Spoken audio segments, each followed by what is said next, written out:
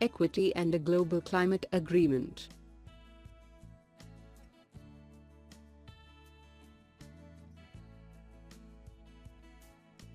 Introduction. It is virtually a truism to point out that climate change is one of the major challenges facing the world today. Despite the articulate presence, especially in developed countries, of a body of intellectuals, political figures, industry advocates and the odd celebrity, who may be termed climate deniers, such views are increasingly in a minority globally.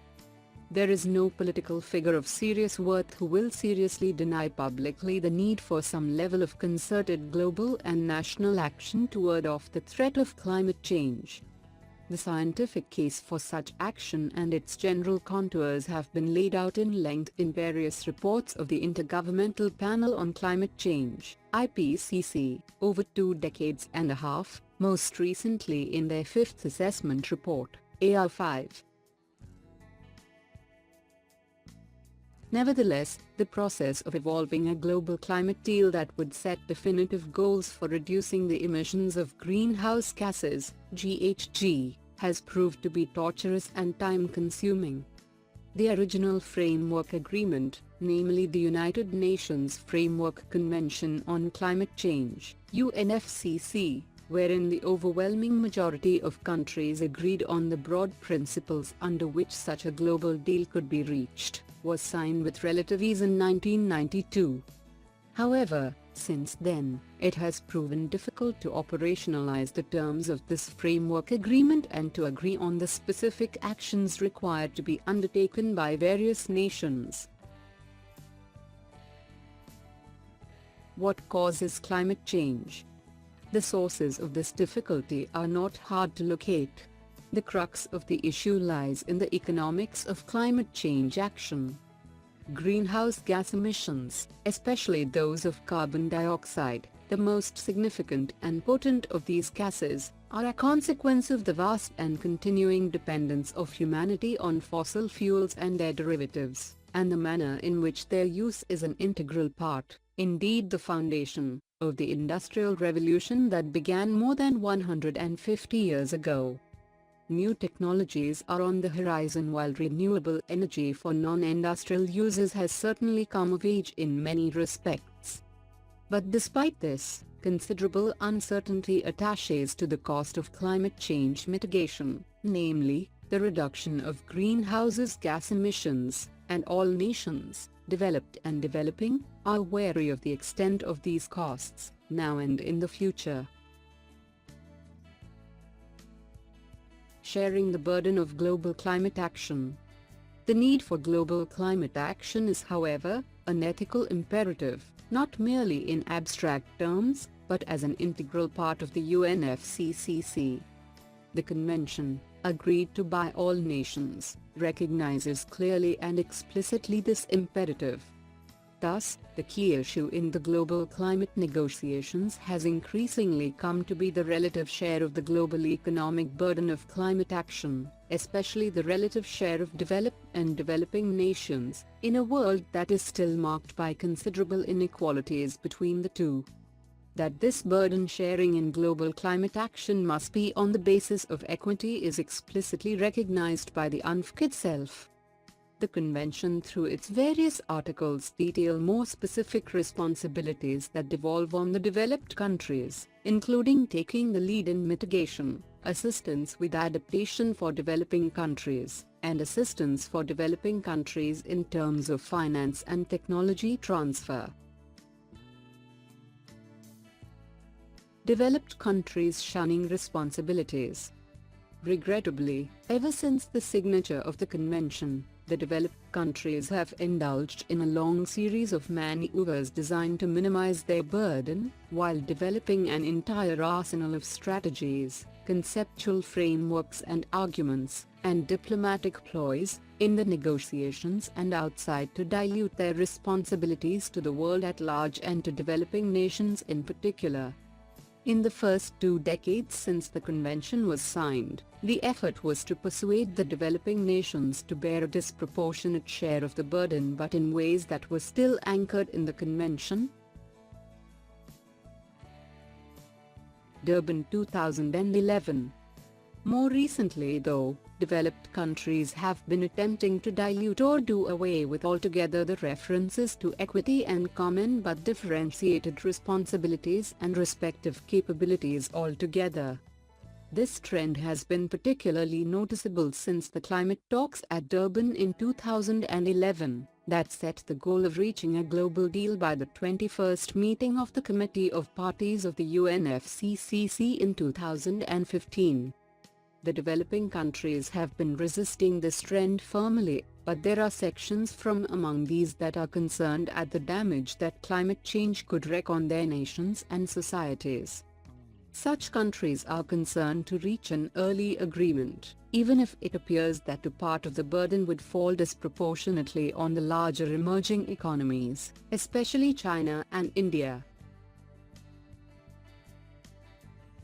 Paris 2015.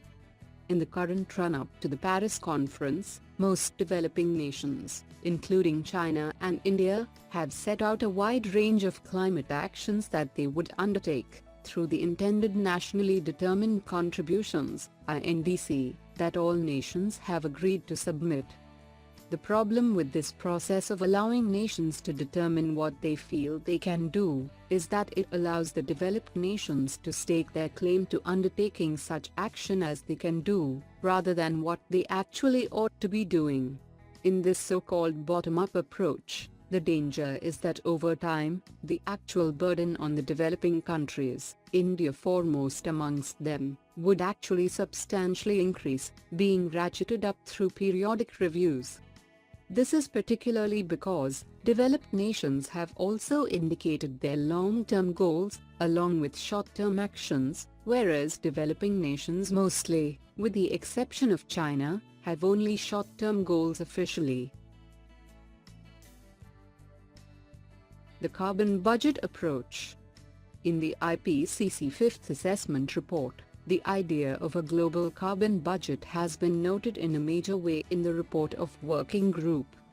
The actual global carbon budget depends on the probability that the given quantum of cumulative emissions, from 1870, would not lead to a temperature increase exceeding 2 degrees Celsius, the global temperature increase that was agreed to at the Copenhagen Conference in 2009 and ratified at Cancun the following year. For a probability ranging from 67% to 50% of not exceeding 2 degrees Celsius, the global carbon budget ranges between 992 gigaton of carbon, GTC, to 1,212 GTC. This budget of 992 or 1,212 GTC represents the physical limit on emissions for the world as a whole. Past emissions from all countries have exhausted a part of this budget. Limitation of carbon budget. Once the carbon budget is used by a country or group of countries, it is not available to others. Therefore, if a long-term goal in terms of the carbon budget is not declared by a country now, it may prove difficult to obtain an adequate share of this carbon budget in the future, since other countries, notably all large emitters, have already made a claim for their share of the global carbon budget. If, in particular, India does not declare a long-term goal now, it is in danger of not having an adequate carbon budget available by the time our energy and developmental future in terms of emissions becomes clearer. What is not claimed today in terms of future global carbon budget will not remain available, as others will effectively exhaust a major part of it. From these considerations, it is essential that India secures its long-term developmental future with an adequate safeguard in terms of a claim on the global carbon budget. India and global carbon budget. What would be a fair share for India in this global carbon budget? Here we must take into account the fact that the over-occupation of carbon space by the developed countries ensures that no developing country, including India, will have actual physical access to its fair share of carbon space. What is available physically is only a fair share of the remaining carbon space. From this point of view, then India's legitimate claim would be approximately 182 to 186 GTC for the period 1870 to 2100, depending on whether non-CO2 emissions are included or not. Many other proposals, especially from other developing countries, focus on equity as the guiding principle for any mitigation regime and propose a differential allocation of responsibility between developed and developing countries. Proposals for mitigation can broadly be divided into two categories. A. Stock-based proposals. Stock-based proposals that use cumulative emissions as the basis to allocate mitigation targets are more robust and scientific. As we have already noted, stock-based proposals have received significant support, especially recently in the scientific literature.